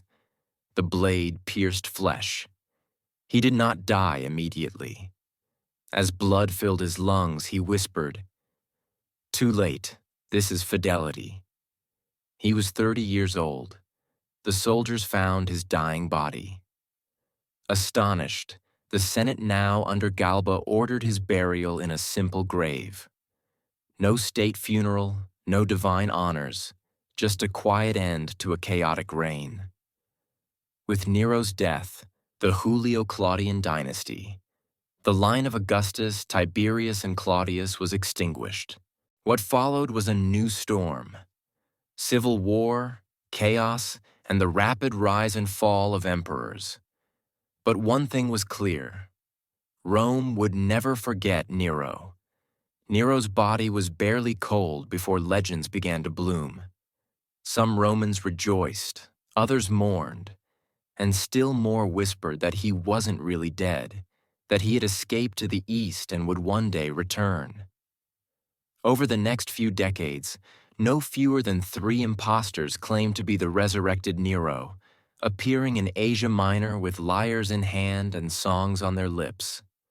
The myth of Nero, it seemed, had only just begun. For many in the Roman elite, his legacy was clear. Nero was a monster, a megalomaniac who murdered his own mother, burned his capital, and disgraced the empire with his narcissistic performances. The historians who chronicled his life, Tacitus, Suetonius, Cassius Dio, painted him as a cautionary tale, the artist emperor who let vanity devour virtue. And yet, not everyone agreed. Among the lower classes, Nero remained oddly beloved. He had reduced taxes, built public baths, and organized massive games and grain distributions. He gave Rome its greatest spectacles. Some even considered him a populist vulgar, yes, but generous. Centuries later, Christian texts would demonize him further, with early writers labeling Nero the first Antichrist and possibly the beast of Revelation. He was remembered not just as a bad ruler, but as a cosmic villain. Still, there was something magnetic about Nero's story. He was not the calculating tyrant that Tiberius or Caligula had been. He was theatrical, flamboyant, impulsive, often absurd. He ruled like a man in a permanent dream, casting himself as poet, god, and tragic hero all at once. Even his death felt like a scene from a lost Greek tragedy. In later centuries, artists, playwrights, and filmmakers would resurrect Nero as a symbol of fallen grandeur, a ruler too obsessed with beauty to bear the ugliness of power. His name became shorthand for excess and decline, a lesson in what happens when ego eclipses empire. But perhaps Nero's strangest legacy is this: he made power performative. He understood centuries before mass media that image could be as strong as policy, that if you controlled the narrative, you could shape the future's memory. And in that sense, he got what he wanted. 2,000 years later, we still remember Nero not for ruling Rome, but for burning his name into history's stage.